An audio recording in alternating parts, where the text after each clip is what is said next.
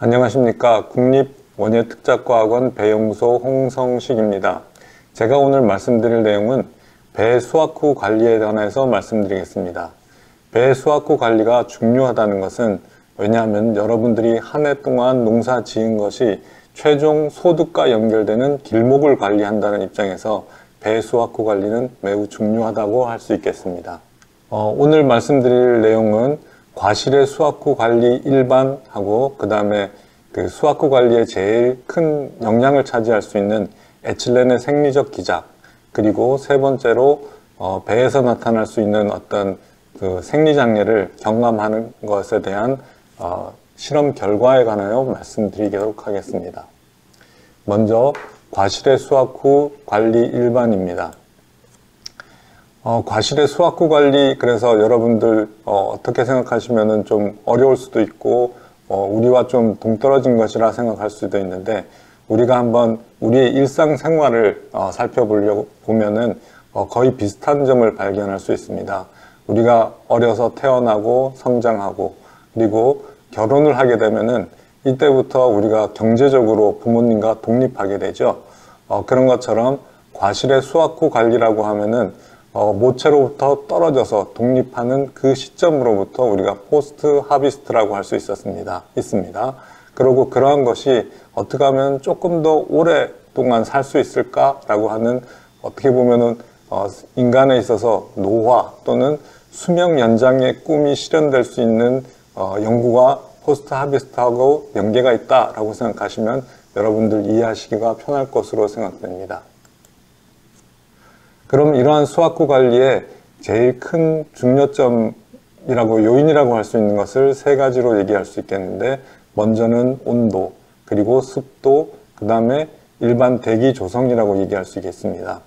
온도는 전체적인 대사에 모두 관여를 하고 있고, 습도는 증산작용과 연계되고 있고, 대기라고 하는 것은 호흡이나 에틸렌 등등과 연계되어 있습니다. 그러나 이런 것들이 따로따로 있지만 또 세 개가 연계돼서 또 역할을 하는 것이라고 볼 수 있겠습니다. 온도 관리에 대해서 말씀드리겠습니다. 여러분 되게 복잡해 보이시죠? 이런 것들을 제가 다 설명드릴 수는 없고, 어쨌든 식물체 내에서 일어나는 모든 대사작용에는 효소가 관련되는데, 이 효소 관리의 제일 큰 부분을 이제 온도가 제어하게 됩니다. 그만큼 온도가 중요하다는 것을 잠시 말씀드리기 위해서 이 복잡한 슬라이드를 말씀드렸습니다. 온도 관리에 또 호흡과 연계가 되는 부분인데요. 어떻게 보면은 호흡이라는 것이 온도 21도 표에서 보시는 것 같이 되게 크게 호흡이 증가되는 반면 0도씨 근처로 내려가게 되면은 호흡률이 매우 많이 감소되는 것을 볼 수 있습니다. 호흡이 준다는 것은 어떻게 보면 수확 후 관리에서 자기가 소모하고 있는 에너지를 그만큼 덜 활용할 수 있다는 측면에서 매우 유리한 조건이 되겠습니다. 그래서 사과, 배, 포도, 감귤, 단감 등에 대해서 적정 저장 온도를 표에서 나타내고 있습니다. 그 중에 이제 배를 관하여 말씀드리면은, 배는 적정 저장 온도는 0도씨라고 할 수 있고, 여러분 그 다음에 보면은 어는 점이라고 되어 있는데, 이 어는 점이 마이너스 1.6도입니다. 배는 저장 온도는 0도이고 어는 점은 이렇게 마이너스 1.6도가 되는 것은, 우리가 배에 그 수분만 있는 것이 아니라 어떤 당이라든지 여러 가지 유기물, 무기물이 녹여 있는 상태라서 그 어는 점이 떨어져 있는 것을 얘기합니다. 그래서 어떤 면에서 보면은 여러분이 배를 진짜 맛있게 재배를 한 분이라고 하면은 저장 온도를 0도보다 조금 더 떨어뜨려도 어느 점이 더 떨어지기 때문에 그런 면에 대해서는 조금 더 유리하다고 할 수 있습니다. 따라서 여러분들은 일반적인 저장 온도를 0도라고 생각하시고 조금 더 내가 자신 있다 라고 하시면 0도보다 조금 더 떨어뜨려도 크게 상관은 없습니다. 하지만 좀만 잘못해서 어느 점을 넘어가게 된다면은 세포 자체가 파괴될 수 있어서 이런 점은 매우 주의하셔야 됩니다. 온도 관리에 있어서 저장고 내를 보면은 유니트 쿨러가 있겠죠. 그 유니트 쿨러에서 냉각된 공기가 나옵니다. 그러면 그 냉각된 공기는 저장 산물과 접촉해서 그 온도가 높아지겠죠.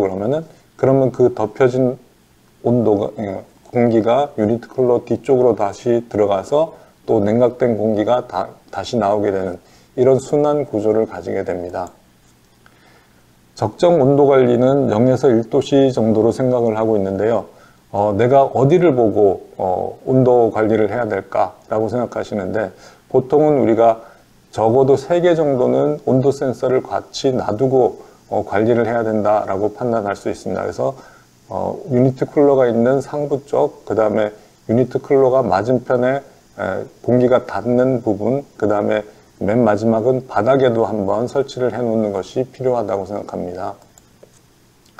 그러면은 이 온도 센서를 우리가 어떻게 하면 믿을 수 있을까라고 하는 부분인데, 여러분들이 한 번은 꼭 살펴보셔야 될 것들이, 저장고 온도가 0도라고 해서 0도 맞춰주고, 나 정말 저장 온도 관리 잘했어, 0도를 꾸준히 유지했어 라고 판단하시는데, 그렇게 하면 절대 안 됩니다. 내 저장고의 온도에서 0도를 나타내는 것이 실제로 0도인지 한 번은 꼭 살펴보셔야 됩니다. 적어도 1년에 한두 번 정도는 여러분들이 센서를 꺼내서 그게 진짜 바르게 작동하고 있는지를 살펴보셔야 되는데, 그 살펴보시는 방법은 이렇습니다.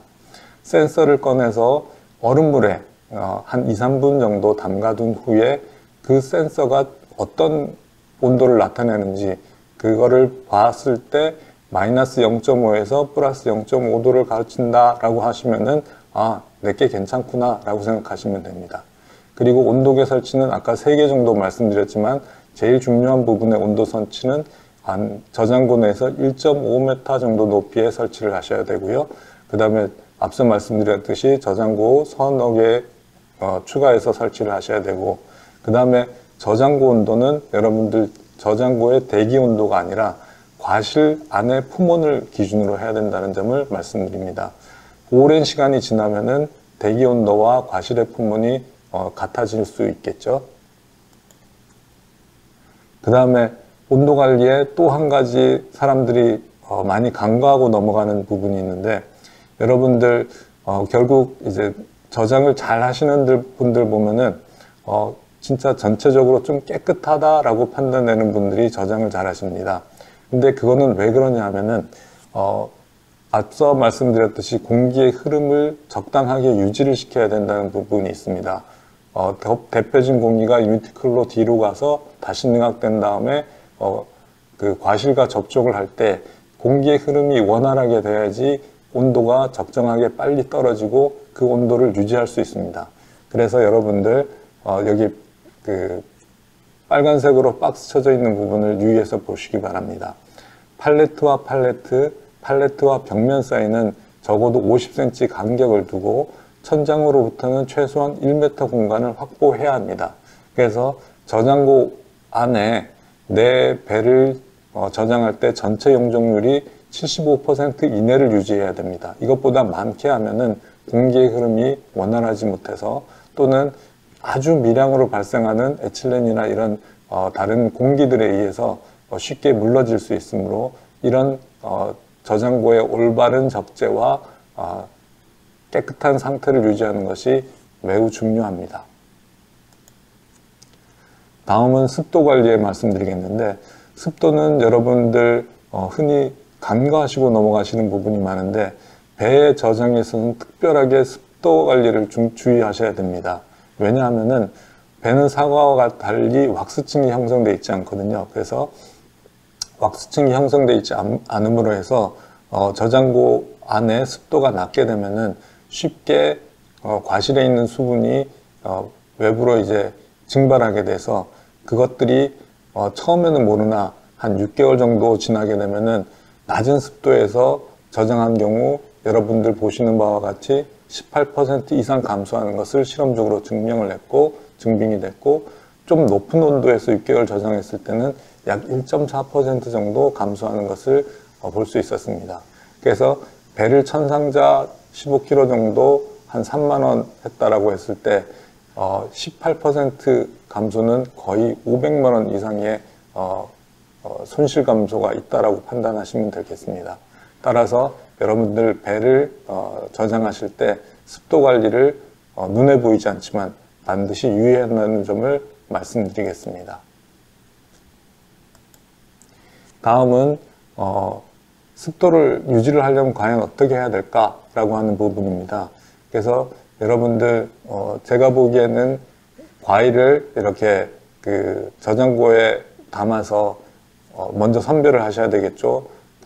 저기 어떤 경계가나 또는 상처가 있는 부분을 먼저 제거를 하시고 이렇게 알배만을 저장하신 다음에 이 부분을 신문지로 덮어두는 방법.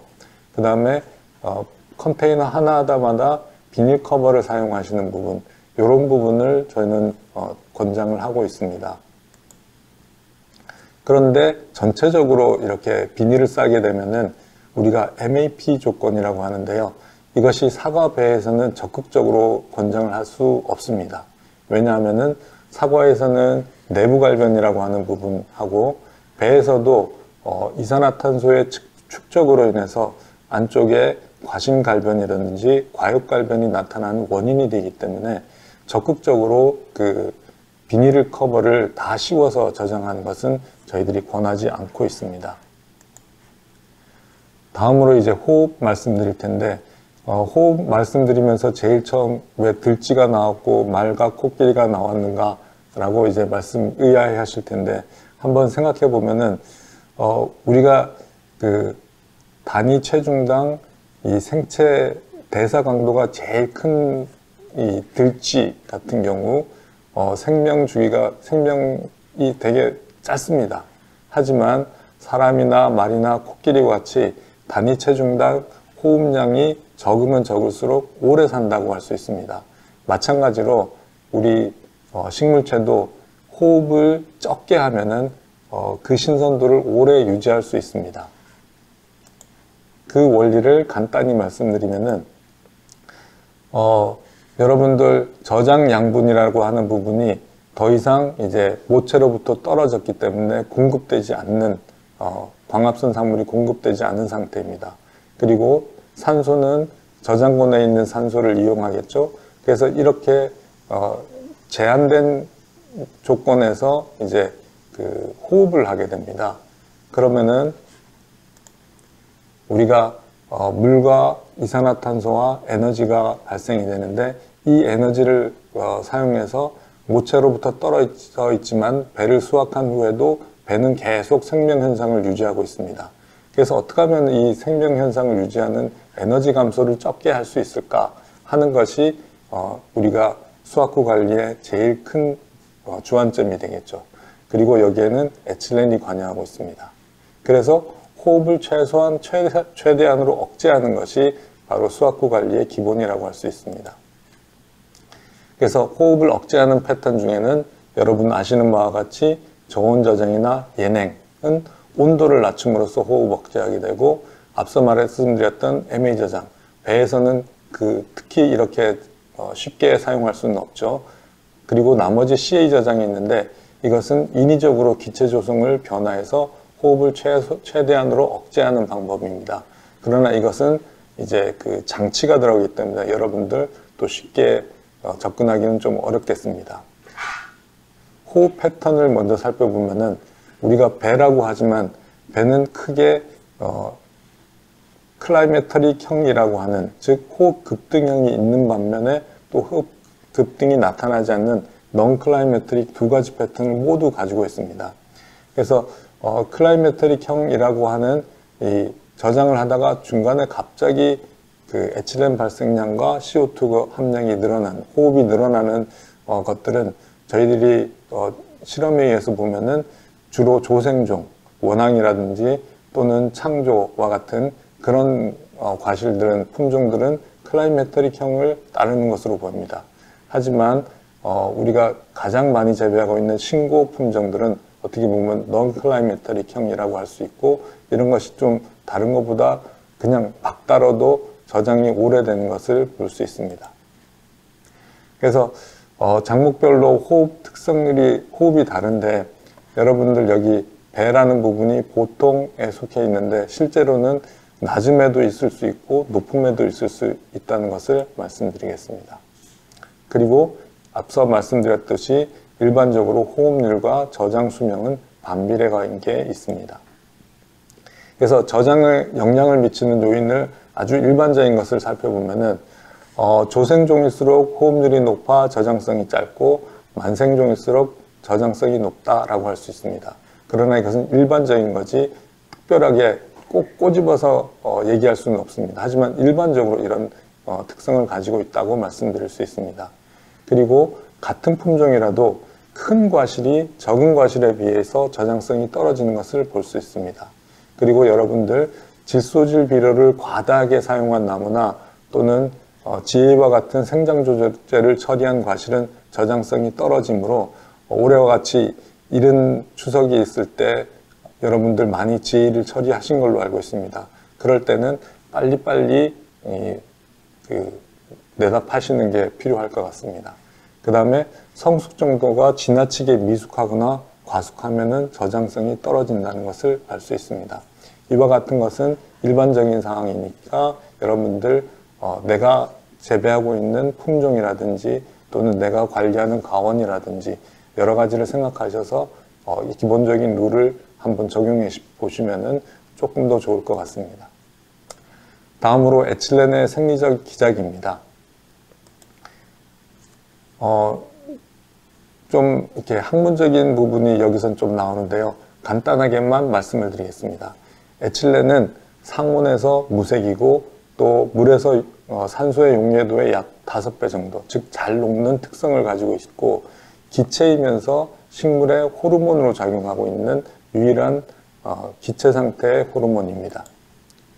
이런 기체 상태의 호르몬을 처음 발견한 사람은 양이라고 하고 이 사이클이 되게 생리적인 기작을 설명하는데 중요한 부분이긴 하지만 여러분 보시기에 조금 어려우니까 넘어가도록 하겠습니다. 에틸렌 발생률에 따른 부분은 앞서 말씀드렸듯이 에틸렌이 적게 나오는 신고와 그 다음에 일부 조생종 배는 에틸렌이 오히려 많이 나오는 그런 형태를 보이고 있어서 어떻게 보면은 배라는 것이 좀 그 수확후 관리가 까다로운 측면이 있다는 것이 이렇게 품종마다 다른 특성을 가지고 있기 때문에 여러분들께서 내가 재배하는 품종이 어떤가에 따라서 그 수확후 관리 부분도 나누어 생각해야 될 부분이 분명히 존재합니다. 그리고 에틸렌을 많이 억제하려고 사람들이 그 플라즈마라고 하는 발생기를 최근에 쓰고 있는 농가들을 봤습니다. 그랬을 때 피해 사례가 사과에도 나타나고 배에도 나타나기 때문에 이 부분을 말씀을 드리고 넘어가려고 합니다.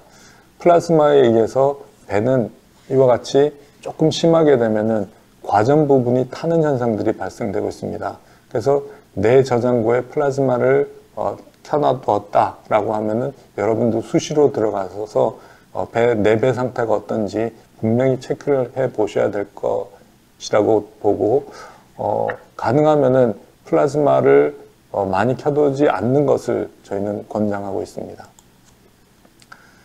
그 다음에 이제 그 1MCP라는 것을 잠시 말씀드릴 텐데요.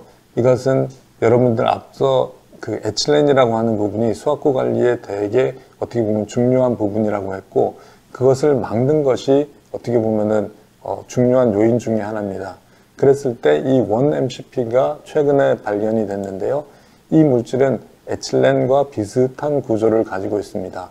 그래서 어떤 역할을 하냐면은 에틸렌이라고 하는 거하고 우리 어렵게는 에틸렌 리셉터를 이렇게 열쇠와 문고리라고 이제 판단을 하시면은 이 열쇠가 그 에틸렌 리셉터에 들어가서 이제 에틸렌 역할을 하는 겁니다. 에틸렌이 작용이 되면은 쉽게는 이렇게 과일이 쉽게 물러지기도 하고요. 그 다음에 향기가 나기도 하고 여러 가지 좋은 점도 있지만 또 수확후 관리에서는 대단히 호흡률도 빨라지기 때문에 나쁜 영향이 많기 때문에 어떻게 하면 이 에틸렌을 반응하지 못하게 할까 하는 것이 관건입니다.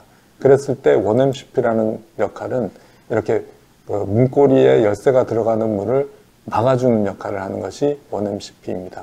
그래서 CA 저장이라고 하는 그런 어떤 장치를 간단하게 좀 대체할 수 있는 방법이 1MCP이기 때문에 이 1-MCP를 최근에 사과에서는 오래전부터 사용을 했지만은 배에서는 최근에 들어서 1-MCP를 작용을 시킴으로 해서 조금 더 수확후 관리에서 신선도를 유지해 볼 수 있는 그런 실험들을 진행하고 있는 중입니다. 이 슬라이드는 사실 배하고는 상관이 없지만은 이 1-MCP를 처리했을 때 이만큼 뚜렷하게 토마토에서 그 역할을 나타내는 것을 보여줄 수 있어서 한 슬라이드 집어넣어 봤습니다. 마지막으로 배 수확 후 생리장애 경감에 대해서 말씀을 드리겠습니다. 저희들이 실험한 결과인데요. 1-MCP 제조법입니다.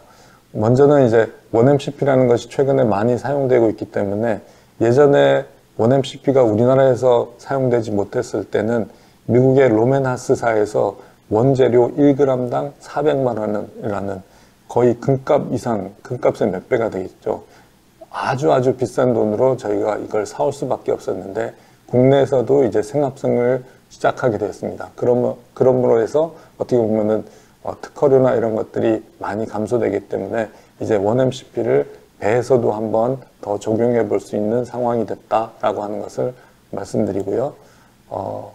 우리가 앞서 말씀드렸던 원항이라든지 창조라든지 이런 것은 클라이메터릭 라이즈가 나타나는 과일이라고 했는데 그것들을 1-MCP를 처리했을 때 호흡량이 뚜렷하게 감소되고 에틸렌이 발생되지 않는 부분을 저희가 이제 확인을 해 보았습니다.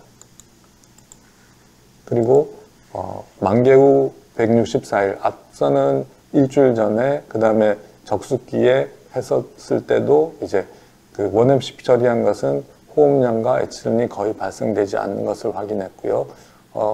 이것은 사실 상온에서만 저희가 처리를 해봤는데 저온에서도 복합적으로 처리를 해보고 상온에서 저온으로 옮겼을 때 처리를 해보는 방법을 저희들이 올해 좀 더 고민을 해서 여러분들한테 추후에 다시 한번 말씀드리려 합니다.